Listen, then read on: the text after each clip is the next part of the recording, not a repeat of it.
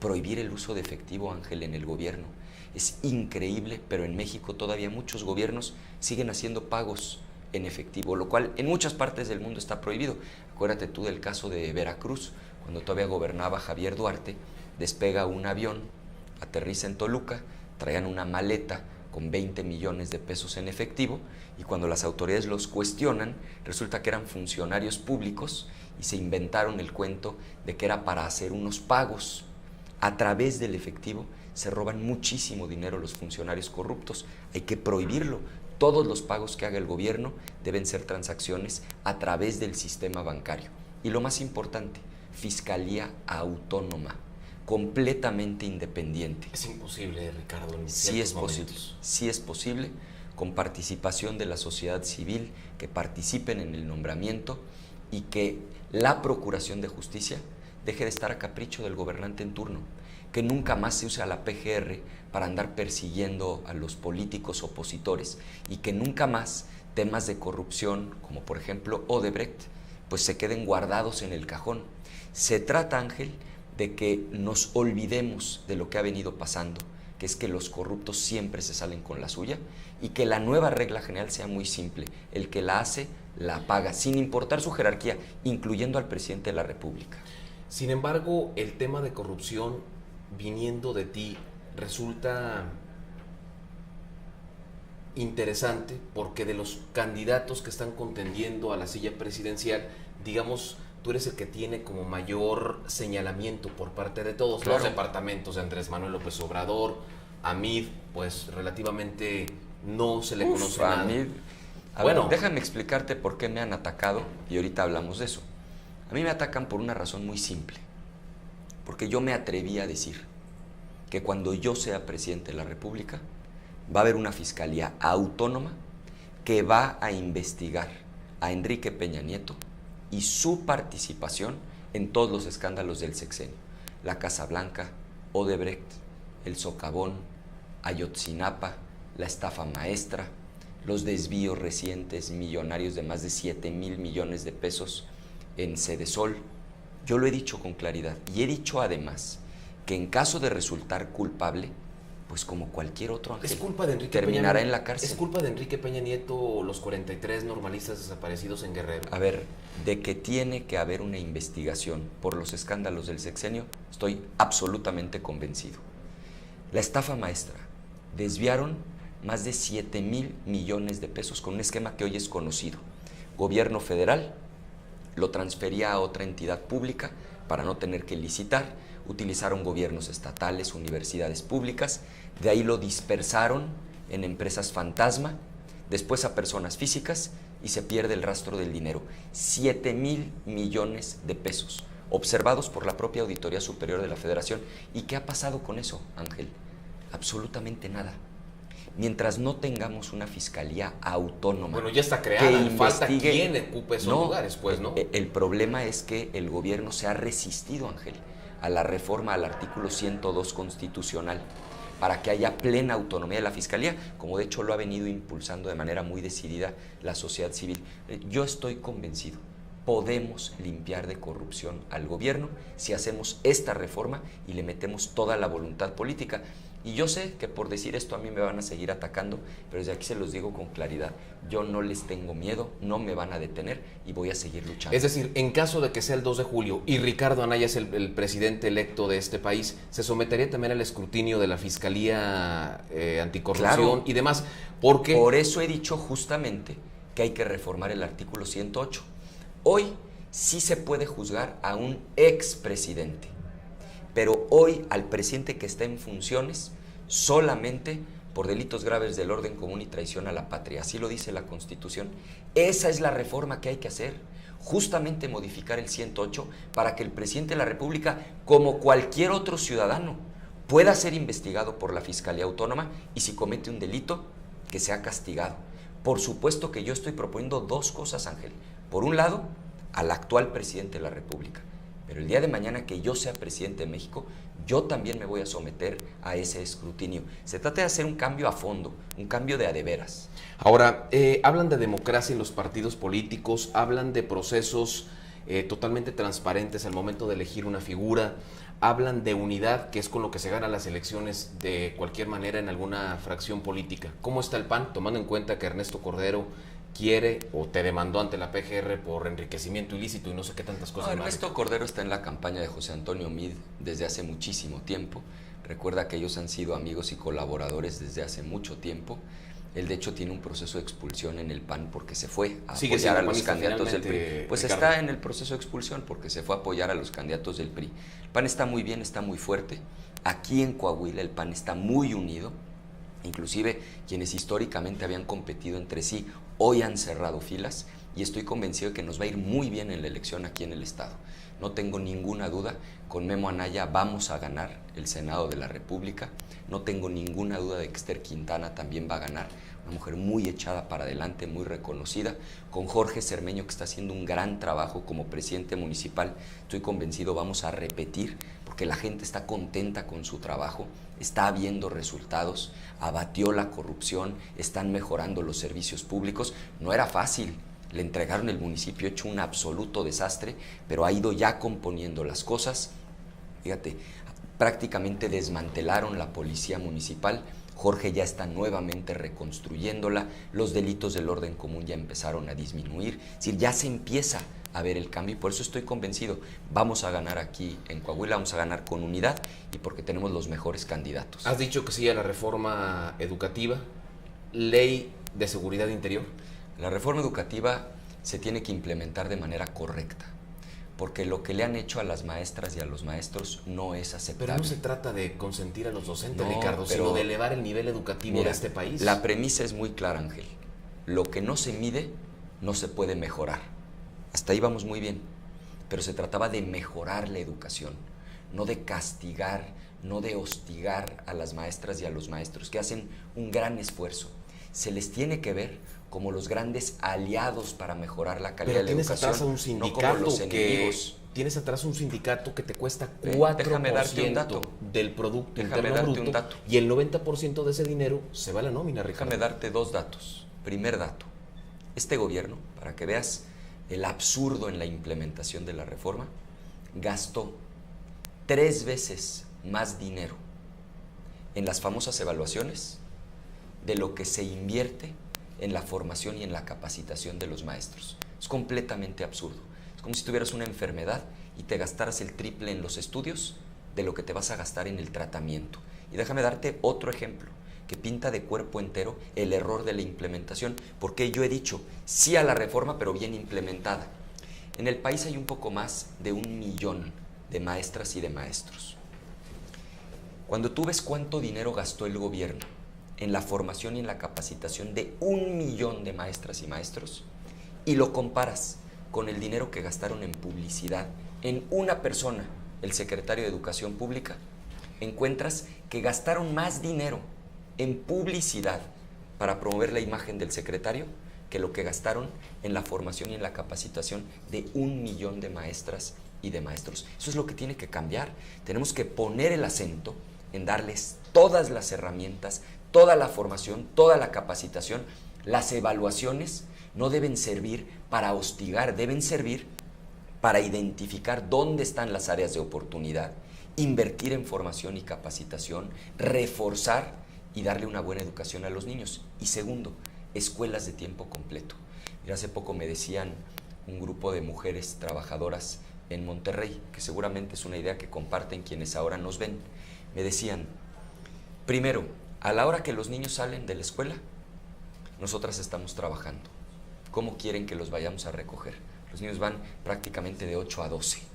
Segundo, un viernes de cada mes, ahora resulta que no tienen clases. Nosotras tenemos que trabajar.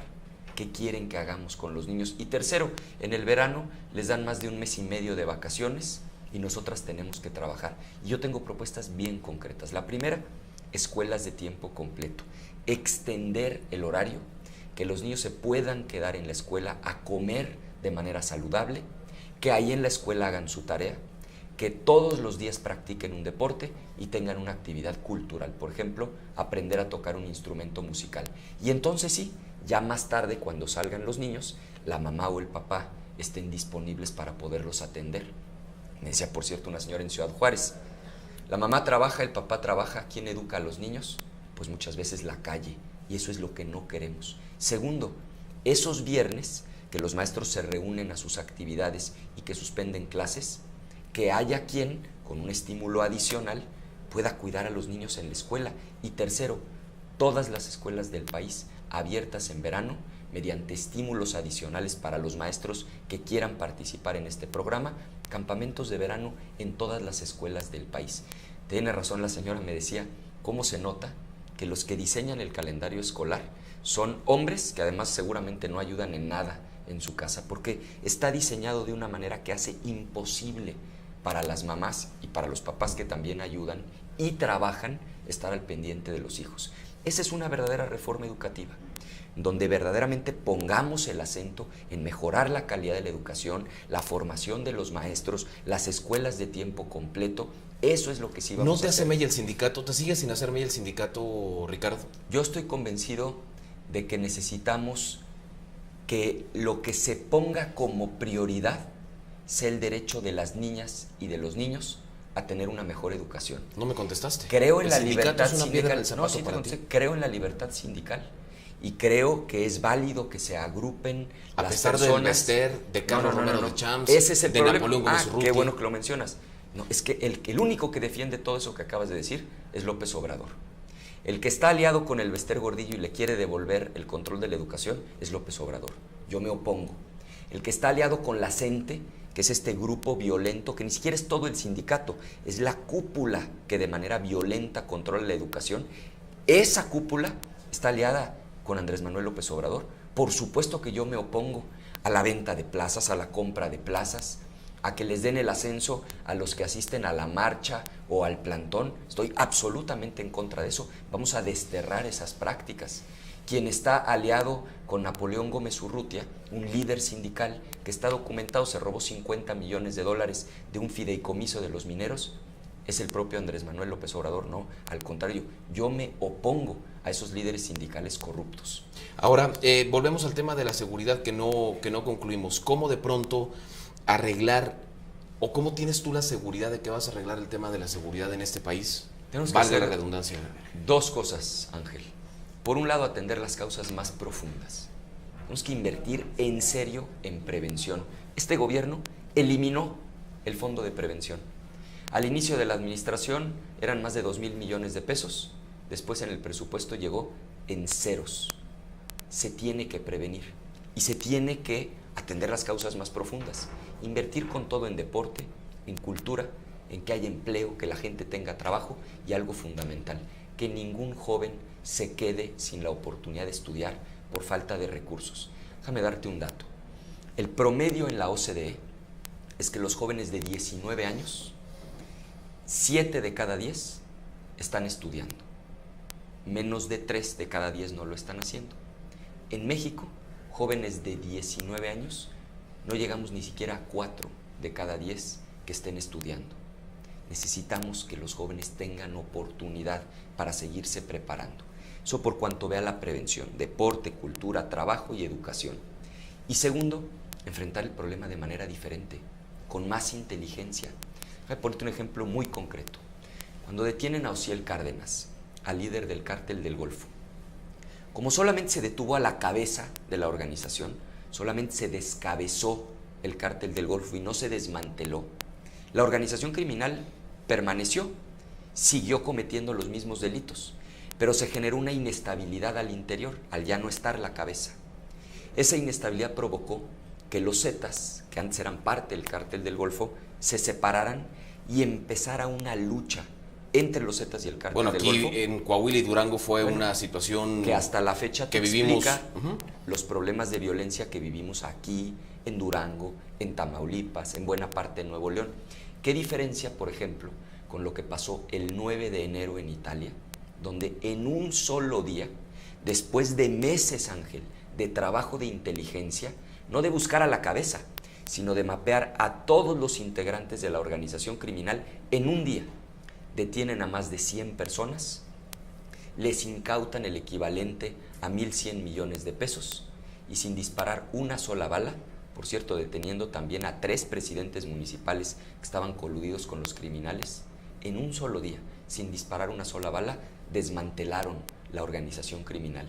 Esa es la diferencia entre hacer el trabajo previo de inteligencia. Esa es la diferencia entre entender que lo que hay que hacer es desmantelar a las organizaciones criminales y no solamente descabezarlas. ¿Qué más tenemos que hacer? Duplicar el tamaño de la Policía Federal, profesionalizar y certificar todas las policías del país, lo que increíblemente no ha sucedido, evitar que lleguen las armas a los delincuentes. Esto implica replantear la relación con Estados Unidos.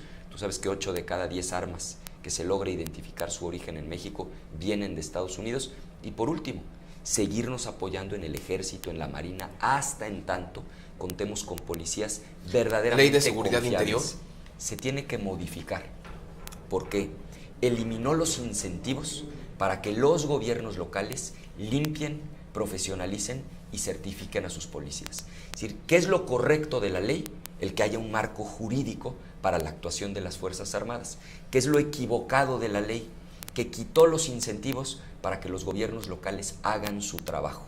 Esa es la modificación que yo propongo. No me gustan esas entrevistas, ¿sabes? Porque tu equipo de campaña está presionándome y pues no puedo preguntarte muchas cosas, pero te las voy a tener que preguntar. Lo que tú quieras. Donald Trump.